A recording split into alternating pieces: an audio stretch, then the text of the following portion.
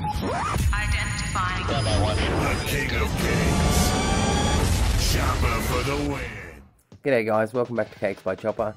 This week's video we had a lot of requests for. They're the ones I can find in my email. It's Pikachu from the Pokemon series.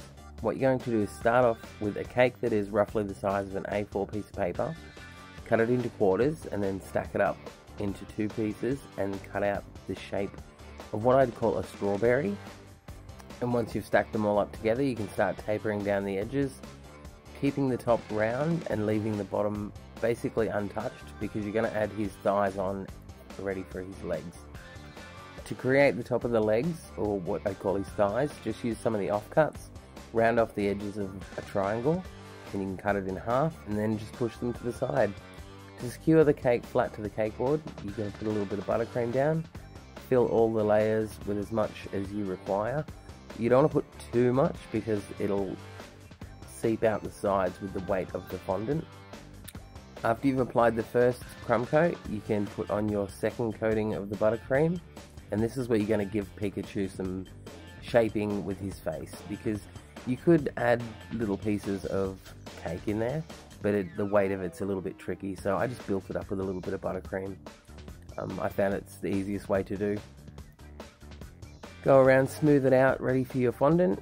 I just used the pre-coloured yellow fondant, and then rolled it out, made sure it was big enough to cover the entire cake, using the weight of the fondant to let it adhere to the sides, just smoothing it down as you go.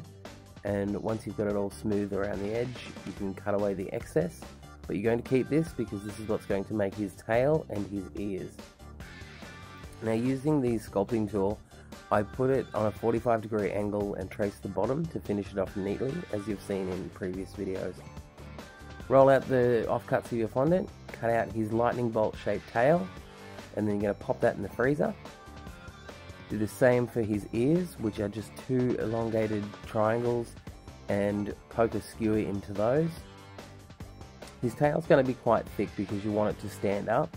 His ears don't have to be as thick. The reason I did the tail thicker is because I wanted to put the skewers in afterwards, because I wasn't quite sure how I was going to apply it. Now, rolling out a long sausage shape, you can cut out the arms and the feet. I just cut the arms out to the size I needed and put two little slits in them to make 3 fingers, and then angled the shoulder down and applied that to the body using a little bit of water on the brush. Same with his feet, but you're going to angle it to fit the thigh piece and then smooth it with your finger so it blends as much as you can get it.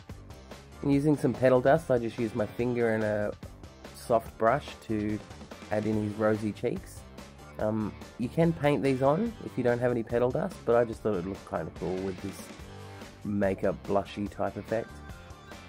Then using some black food gel dye, I painted in his nose and his mouth. Well, it's the top of his mouth really, but that's where his mouth would be. And then 2 little circles for his eyes. We'll come back to the eye highlights in a minute. Take your ears and tail out of the freezer and paint the tops black, making sure they angle in. And then the bottom of his tail you want to give a brownish sort of almost copper tone. Okay, for the highlights of the eyes, I just rolled up 2 little balls of white fondant and poked them on with the end of the paintbrush. Stuck his ears in once they were dry enough to move. Now with the tail here, I threaded the skewer through the top and angled it out the bottom so it would sit flat. And there you have your Pikachu. Thanks for watching, guys. See you next Friday with a new video, and in the meantime, check out one of my other cakes. Bye, guys.